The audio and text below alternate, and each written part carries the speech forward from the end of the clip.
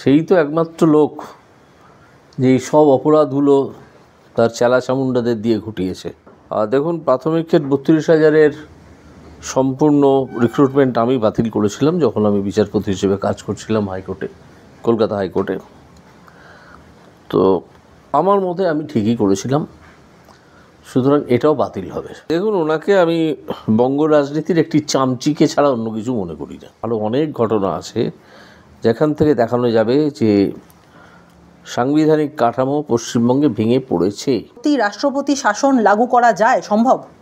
অবশ্যই সম্ভব। এটা বিরাট অসাংবিধানিক পদক্ষেপ মমতা ব্যানার্জির সরকারের। স্রেফ এই কারণেই এই সরকারটিকে 356 প্রয়োগ করে ফেলে দিয়ে রাষ্ট্রপতি শাসন জারি করা উচিত। মমতা ব্যানার্জি যে কোনো সমস্যাকেই তো টাকা দিয়ে মিটিয়ে নিতে চান। এবার তার উচ্ছেদ এখান থেকে অত্যন্ত প্রয়োজন এবং হবে বলে আমরা মনে করি। এই মুসলমানদের মুখ্যমন্ত্রী মমতা ব্যানার্জি, তার ইমিডিয়েট পদত্যাগ চাই। কী বলবো, পার্থর তো শাস্তি হয়ে এতদিন শাস্তি ভোগ করার কথা ছিল, এখনও বিচার চলছে। পার্থকে ছাড়বেই বা কেন?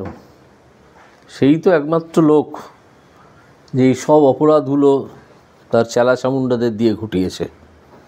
ফলে তার এখন অনেক দিনের সাজা প্রাপ্য এবং আশা করব সেই সাজা ভারতের জুডিশিয়ারি তাকে দেবে। 26,000 চাকরি বাতিলের পর এরপর আর কি আসতে চলেছে বলে মনে করছেন? প্রাথমিকের 32,000-এর কী হবে? দেখুন, প্রাথমিকের 32,000-এর সম্পূর্ণ রিক্রুটমেন্ট আমি বাতিল করেছিলাম যখন আমি বিচারপতি হিসেবে কাজ করছিলাম হাইকোর্টে, কলকাতা হাইকোর্টে। তো আমার মতে আমি ঠিকই করেছিলাম, সুতরাং এটাও বাতিল হবে। সেখানে যে ভয়ঙ্কর সব বেআইনি কাজ হয়েছিল সেগুলো সব আমি বর্ণনা করে তুলে দিয়েছি আমার জাজমেন্টে। বহু মানুষকে ডেকেছিলাম জানতে যে কী ধরনের ইন্টারভিউ হয়েছিল, এসবগুলো সেই সব রেকর্ডে আছে এবং আমার ধারণা আমি ঠিকই করেছিলাম।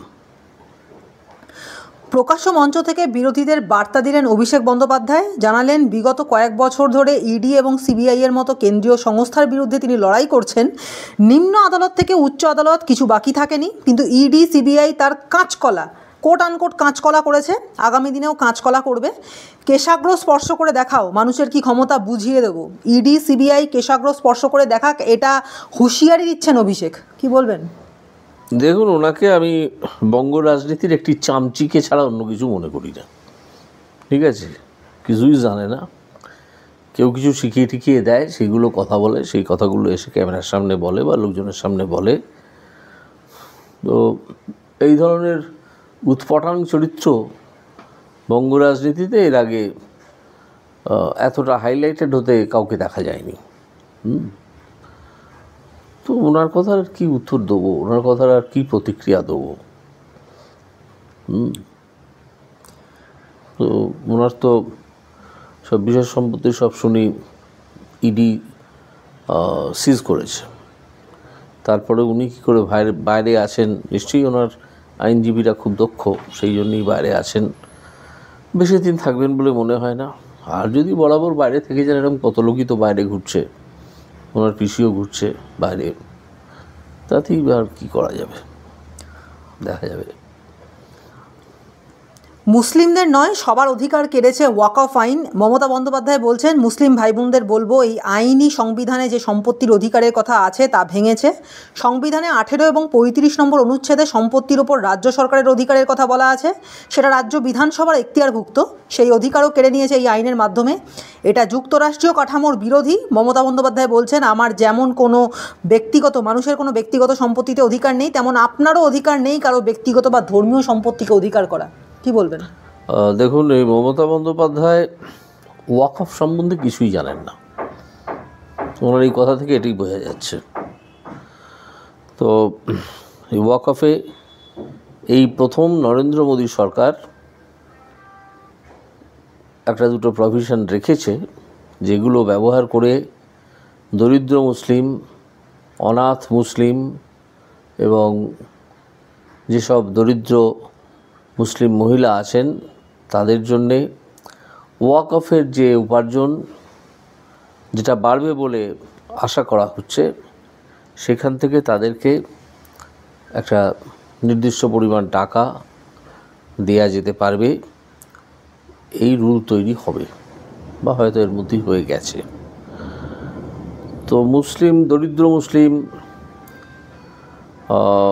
তারপরে অনাথ মুসলিম বালক বালিকা, তারপরে বিধবা মুসলিম মহিলা, এদের জন্য এর আগে ওয়াকফ অ্যাক্টে কোনো প্রভিশন ছিল না, এইবার প্রথম করা হলো। মমতা ব্যানার্জি কি বলবেন যে কেন ছিল না এর আগে? অনেক দিন তো তিনি কংগ্রেসের দালালি করেছেন, কেন ছিল না এটা? তারপর ওয়াকফ আইন এমন একটা আইন যেটা প্রয়োগ করলেই বোঝা যাবে যে মুসলিমদের মধ্যে যারা খুব বিত্তবান এবং খুব প্রভাবশালী, তারা ওই ওয়াকফের প্রপার্টি, ওয়াকফ সম্পত্তি নিজের কন্ট্রোলে রেখে, নিজের নিয়ন্ত্রণে রেখে সেখান থেকে বহু কোটি কোটি টাকা রোজগার করেন, কোটি কোটি টাকা। আর যাদের ওয়াকফের সম্পত্তি থেকে বেনিফিটেড হওয়ার কথা, সেই দরিদ্র মুসলিম, মুসলিম মহিলা, অনাথ বালক বা আরও অন্যান্য অংশ, তারা কিন্তু কিছুই পান না বা এত অল্প কিছু পান সেই জমির, সেই ওয়াকফ প্রপার্টির দামের তুলনায়, যে সেটা অত্যন্ত নগণ্য। এখন যে অংশটা প্রভাবশালী এবং ধনী মুসলিমদের, যে অংশটা এই ওয়াকফ সম্পত্তি নিজেদের দখলে রেখে ব্যবহার করে সেখান থেকে কোটি কোটি টাকা কামাচ্ছে, তাদেরই আসলে গায়ে লেগেছে এই ওয়াকফ বিলটা পাস হওয়ার পরে। কারণ এই ওয়াকফ বিলে যেসব প্রভিশন আছে তাতে ধরা পড়ে যাবে যে কতটা জমি কার আওতায় আছে। এই ধরা পড়ে গেলেই ব্যাস এই জমি তো চলে যাবে, ওয়াকফের হয়ে যাবে, তখন আর ব্যক্তি মালিকানায় এই জমি থাকবে না। এখন যেটা ব্যক্তি মালিকানায়, আপনাদের চোখের সামনেও হয়তো এরকম বহু উদাহরণ আছে, এই ব্যক্তি মালিকানায় এই জমি রেখে কোটি কোটি টাকা রোজগার করছে। মমতা বন্দ্যোপাধ্যায় কেন্দ্রীয় স্বরাষ্ট্রমন্ত্রী অমিত শাহকে কালিদাস বলে কটাক্ষ করলেন এবং তিনি বলছেন যে ডালে বসে আছেন সেই ডালই ভাঙছেন, এবং মোদিজিকে উদ্দেশ্য করে বলছেন ওকে কন্ট্রোল করুন। কি বলবেন? হাস্যকর কথাবার্তা। কোন ডালে অমিত শাহ বসে আছে? যেটা তিনি কাটছেন কোন ডাল? বরং আপনি তো দুষ্কৃতি দিয়ে এতে মুর্শিদাবাদে এমন গণ্ডগোল করিয়েছেন যা ক্রমশ প্রকাশ্যে আসছে, প্রকাশ পাচ্ছে। আপনি তো প্রথমে বলেছিলেন যে এই রাজ্যে ওয়াকফ অ্যামেন্ডমেন্ট, যেটা হলো অ্যামেন্ডমেন্ট বিল এবং আইনে পরিণত হয়ে গেল, ওয়াকফ অ্যাক্টের মধ্যে ঢুকে গেল, সেটা এই রাজ্যে অ্যাপ্লিকেবল করব না। একবার না করে দেখুন না আপনার অবস্থাটা কী হয়।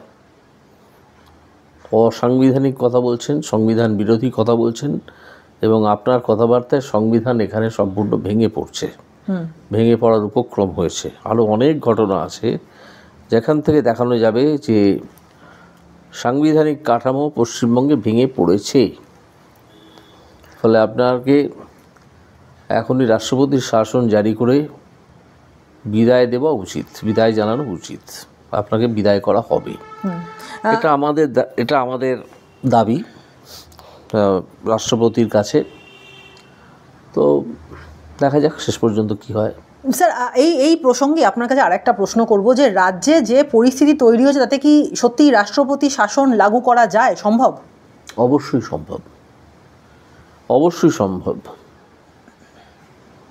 এই সরকার টানা 2 বছর কনস্টিটিউশনাল প্রভিশন অগ্রাহ্য করে, পদদলিত করে সিএজি রিপোর্ট পেশ করেনি। কারণ একটাই, এই সিএজি রিপোর্ট যদি পেশ হয় তাহলে তার যত দুর্নীতি সব প্রকাশ্যে চলে আসবে। এই সিএজি রিপোর্ট পেশ না করাই একটা বিরাট অসাংবিধানিক পদক্ষেপ মমতা ব্যানার্জি সরকারের। স্রেফ এই কারণেই এই সরকারটিকে ৩৫৬ প্রয়োগ করে ফেলে দিয়ে রাষ্ট্রপতি শাসন জারি করা উচিত। কিন্তু মুখ্যমন্ত্রীর তো বক্তব্য বিজেপি নাকি অশান্তি করছে। তিনি বলছেন যে বিজেপির কথায় দয়া করে অশান্তি করবেন না, কেউ অশান্তি করলে কন্ট্রোল করুন। তার প্রশ্ন, ওয়াকফ আইন পাশ করানোর ক্ষেত্রে এত তাড়াহুড়ো করার কি দরকার ছিল?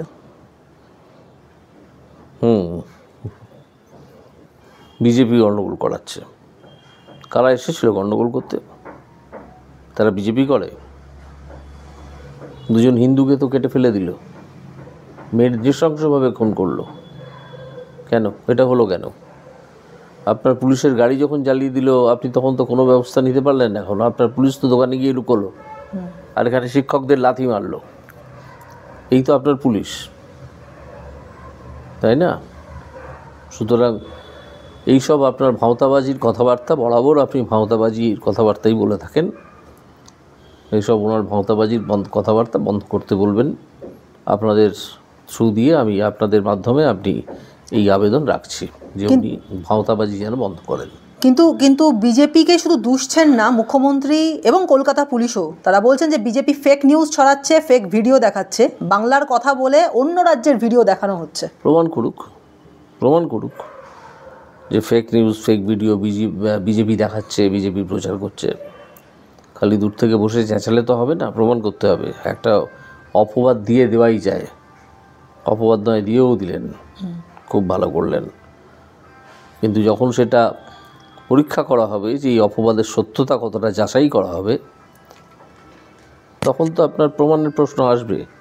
আপনি অন্তত প্রাইমা ফেসি প্রুফও দিন না, কোনটা কোথায় হয়েছে, কোন ফেক ভিডিও কোথায় ছড়ানো হয়েছে। আপনি কি বলতে চাইছেন দুজন হিন্দুকে খুন করা হয়নি নৃশংসভাবে? আপনি কি বলতে চাইছেন পুলিশের গাড়ি জ্বালিয়ে দেওয়া হয়নি? আপনি কি বলতে চাইছেন আগে আশেপাশের বাড়ি দোকান এসবের কোনো ক্ষতি করা হয়নি? সেদিনের সেই বিক্ষোভ মিছিলের নাম করে কমিউনাল রাইট তৈরি করা হয়েছিল। বলুন যে হয়নি। মিথ্যে কথা বলতে তো আপনার আটকায় না, এটাও বলুন।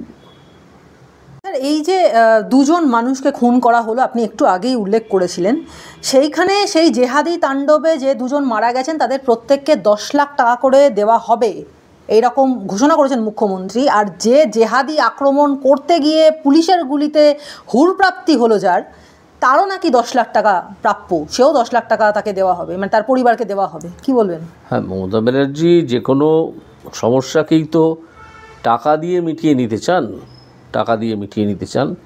যেমন আমরা শুনেছি আরজি করের ওই মেয়েটির বাবা মাকে অনেক টাকা দিয়ে ব্যাপারটা চেপে যেতে বলেছিলেন, সেটা হয়নি।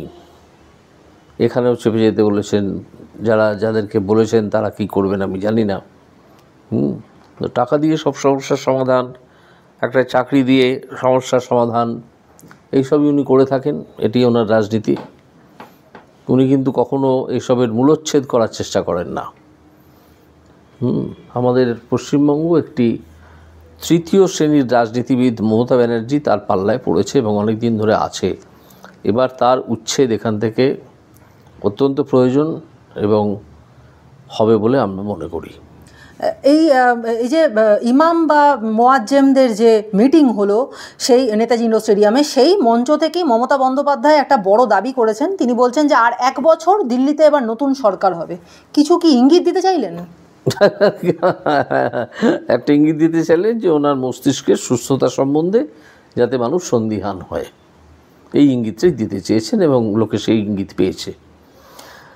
মমতা বন্দ্যোপাধ্যায়ের দাবি ওয়াকফ প্রপার্টি অনেক হিন্দুরাও দান করেছে, অনেক ওয়াকফ প্রপার্টি সোশ্যাল কাজ করার জন্য হিন্দুরা দান করেছে, অনেক ওয়াকফ প্রপার্টিতে হিন্দুরা নাকি থাকে, এবং বিজেপি আর কত ক্ষমতা চায়? আপনাদের কি একার সরকার? কি বলবেন? প্রশ্ন তুলেছেন। এইসব আজে বাজে বিবৃতি দিয়েতে কোনো লাভ নেই। ওয়াকফ সম্পত্তি, আবার আমি বলছি, একদল প্রভাবশালী মানুষ, ধনী মানুষ, মুসলিম, তারা এটাকে কক্ষিগত করে রেখে সেখান থেকে কোটি কোটি টাকা উপার্জন করেন। অথচ পয়গম্বর যে নির্দেশ দিয়ে গিয়েছিলেন যে ওয়াকফের সম্পত্তি কিভাবে ব্যবহৃত হবে, কিভাবে সেখান থেকে দরিদ্রদের টাকা দেওয়া হবে, দরিদ্রদের গ্রাসাচ্ছাদনের ব্যবস্থা করা হবে, সেটা কখনোই মেনে নেওয়া হয়, কখনোই সেই ব্যবস্থা করা হয়নি। এই সম্বন্ধে মমতা ব্যানার্জি কী বলেন, তার কথা শুনতে চাই। একটা কথাও বলতে পারবেন না, কারণ তিনি আজকে দেখা যাচ্ছে যে পশ্চিমবঙ্গে মুসলমানদের মুখ্যমন্ত্রী, তিনি সব ধর্ম, জাতি, সব ভাষার লোককে রিপ্রেজেন্ট করেন না। এই মুসলমানদের মুখ্যমন্ত্রী মমতা ব্যানার্জি, তার ইমিডিয়েট পদত্যাগ চাই। সেই জন্যই আমরা বলে থাকি দফা 1 দাবি 1, মমতার পদত্যাগ। ওয়াকফ আইন নিয়ে গোটা রাজ্যের জুড়ে যেরকম আমরা অবস্থা দেখতে পাচ্ছি, যেভাবে আগুন জ্বলছে, সেই প্রসঙ্গে যোগী আদিত্যনাথ একটা বক্তব্য রেখেছিলেন। তার বক্তব্যের মধ্যে তিনি বলেছিলেন, লাথো কা ভূত বাতোं से नहीं मानते। এবার এই নেতাজি ইন্ডোরে ইমাম মোয়াজ্জেমদের যে সভা, সেখান থেকে যোগী আদিত্যনাথকে সবথেকে বড় ভোগী বলে দাবি করলেন, পাল্টা কটাক্ষ করলেন মমতা বন্দ্যোপাধ্যায়। দেখুন, যোগী কথাটার সঙ্গে ভোগী কথাটার মিল আছে, সেই জন্য যোগীকে ভোগী বলে দিয়েছেন, ঠিক আছে। তো মমতা ব্যানার্জির নামকেও ওইভাবে ব্যবহার করে আজে বাজে কথা বলে দেওয়া যায়, কিন্তু আমাদের রুচিতে বাঁধে, সেই জন্য আমরা সে কথা বলি না। আমরা রাজনৈতিক প্রতিপক্ষ হিসেবে রাজনৈতিক লড়াই চাই। তবে এটা তো ঠিক যে যাদেরকে শাসন করা দরকার প্রকৃতভাবে, তাদেরকে কোলে তুলে না চালে শাসন হয় না। এবং ওই ওয়াকফ প্রপার্টি এইভাবে যেমন কোনোদিন দরিদ্র মুসলিমদের কাজে লাগেনি, সেরকমই থেকে যেত যদি না এই অ্যামেন্ডমেন্ট বিল পাস হয়ে ওয়াকফ অ্যাক্টের অন্তর্গত হতো। স্যার, তাহলে মুখ্যমন্ত্রী যেভাবে বারবার ওয়াকফ বিল এখানে লাগু হতে দেব না বলে যেভাবে শুরু করেছেন বলা, বিবৃতি দেওয়া শুরু করেছেন, তাতে কি আজকে হিন্দুরা দ্বিতীয় শ্রেণীর নাগরিক হয়ে পড়ছে বাংলায়? না, উনি বললেই তো হবে না। সেই দ্বিতীয় শ্রেণীর নাগরিক কথাটা আমরা পরে বিচার করব হয়ে পড়ছে কি না। ওনাকে একটা নোটিফিকেশন দিতে বলুন না ওনার গভর্নমেন্টের নামে, যে ওয়াকফ, নতুন ওয়াকফ অ্যাক্ট, যেটা অ্যামেন্ডেড ওয়াকফ অ্যাক্ট, এটা পশ্চিমবঙ্গে লাগু হবে না। ওনার পশ্চিমবঙ্গ সরকারের নামে ওপর ওই লিখে ছেপে একটা নোটিফিকেশান দিন না, দেখি কত বড় সাহস। দিল্লিতে তো আমরা বুঝতে পারবো যে উনি কী বলছেন, কতটা ভাঁওতা দিচ্ছেন। দরিদ্র মুসলিমদের এভাবে ভাঁওতা দেবেন না। আপনি কি ভাবছেন আপনি একটা লক্ষ্মীর ভাণ্ডার করেছেন বলে সব মানুষ ভুলে যাচ্ছে? লক্ষ্মীর ভাণ্ডারে ভুলছে যে না, তার প্রমাণ এই সামনের নির্বাচনে আপনি পাবেন।